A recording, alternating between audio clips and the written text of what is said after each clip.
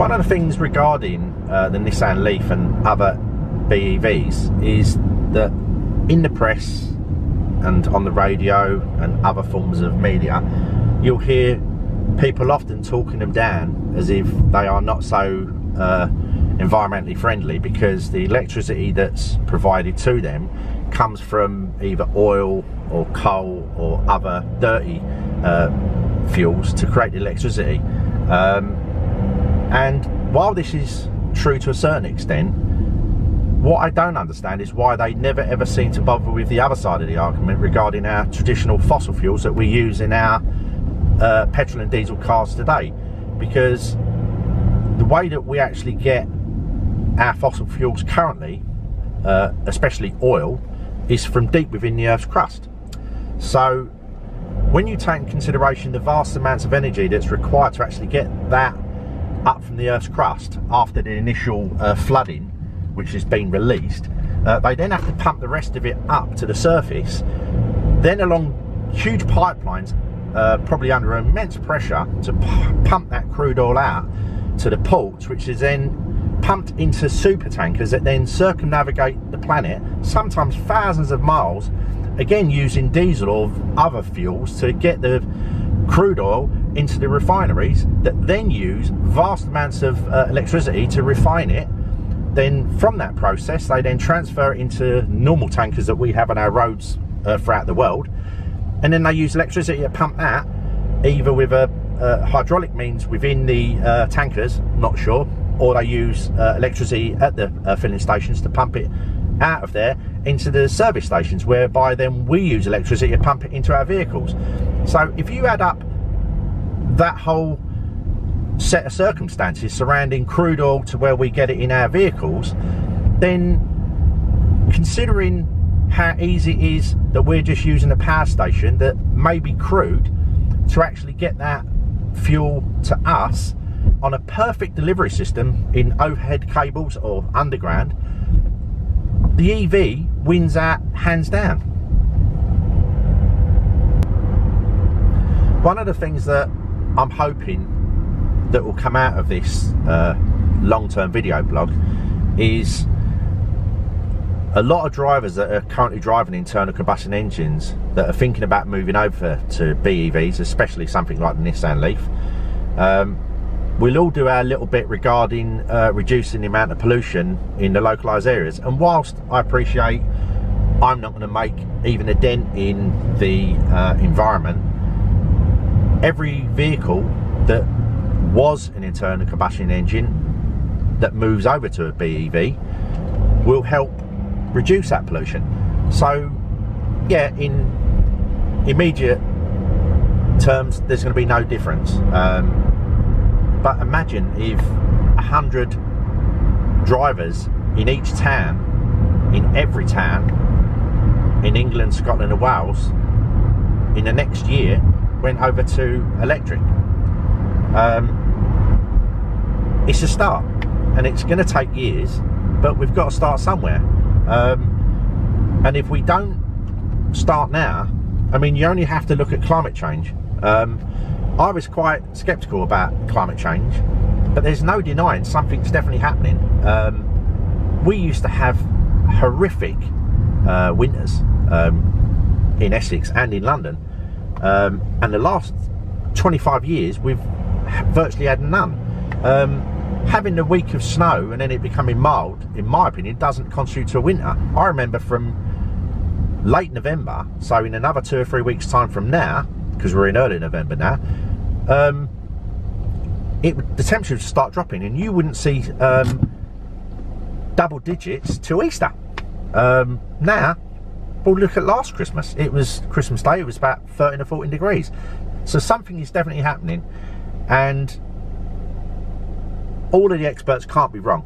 So I think we've all got to start looking at this, not just for the children of the generation coming up, but in years and years to come. Recently in the tabloids, this was probably about 2 or 3 months ago, there was an article regarding the use of BEVs within the UK, and what this article stated was that if we all went over to electric vehicles, say by the end of the year, or even in 10 years time, we'd need about another 10 to 20 nuclear plants to cope with the demand, which is an absolute load of tosh, or rubbish if you're in another country viewing this video. Because whilst it's true that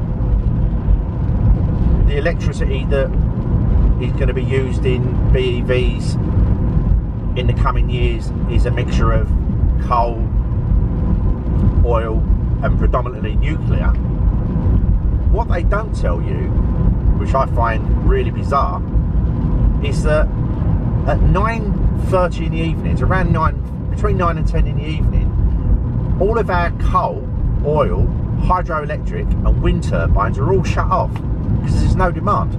The only thing that they actually leave running through the night is nuclear, because they can't turn nuclear on and off. It takes a long time to actually get the process to shut down and start it up. So with that in mind, all of these reports about, oh, if we all start charging when we're going from work, it's going to kill the grid, that could actually happen. It could actually overload the system. But most of us that don't need our vehicles, like when I need mine at say 4 to 5 in the morning, I'll be charging mine when most people are still at work during the day. A lot of people who don't need their cars, say till 7 o'clock in the morning, those people will probably have an economy 7 meter fitted in a household, and they'll use economy 7 from midnight through 7 in the morning, getting a lot lower charge of electricity, which is going to bring the costings down on the fuel to about 1/6 or even 1/7 what their current diesel or petrol is. So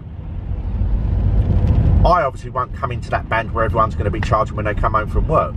And considering the amount of miles that most people do on a day-to-day basis, which the experts say it's about 20 to 30 miles a day, say 15 miles to work, 15 miles back or thereabouts, most of us won't need to charge our vehicles every day anyway. So it's going to be spread out over the cost of many days. So the demand won't actually be ever met.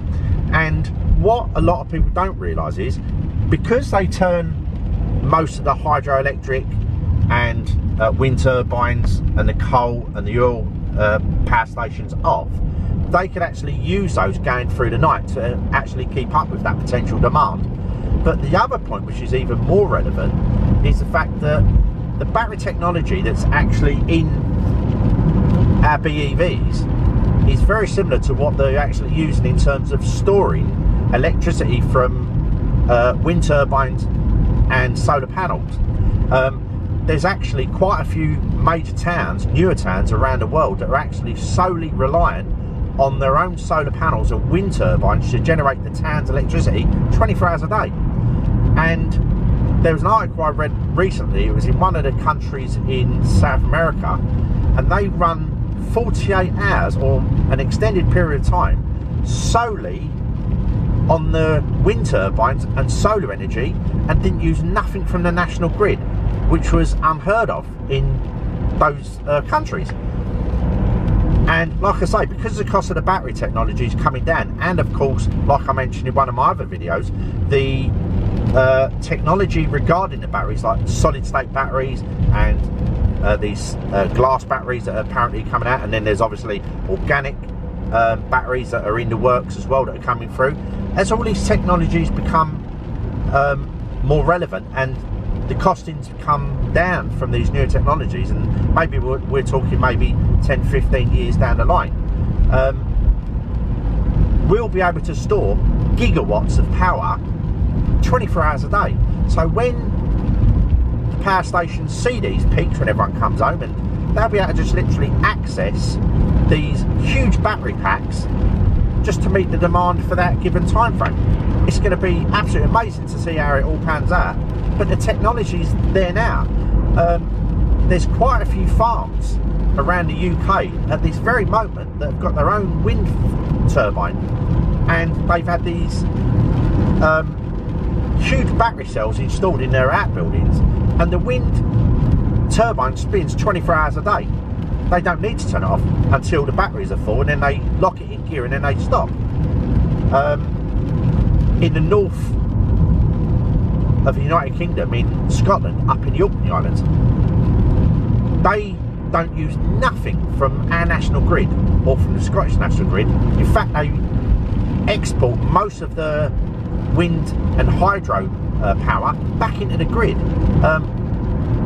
Apart from the ships, and they're even thinking about changing the ships that have got diesel power that carry ferries and goods to the mainland and back. Everything on the island is pretty much electric, apart from, say, some of the lorries, because at the moment we're still waiting for Cummins and Tesla to introduce like the tractor units that will be able to pull the trailers. And once that happens, it'll be completely electric up there. It's absolutely amazing insight. So yeah, so with all of this in mind, these tabloids that come out with all of these untruths is bizarre, and it just shows that the amount of scaremongering that's involved around the world all of the time. But what I find really hilarious is that they're only going to be able to do this scaremongering for so long, because once you get to see more and more companies adopt solar and wind turbines for their own businesses, like the farms have done, they won't be able to cover it up, and the truth will come out. Anyway, that's just all I wanted to say on top of my environmental video for you guys. Some of you might have found it not really interesting, others might have really liked it. I hope you did. And if you have been watching, thanks, and I'll speak to you guys soon. Bye.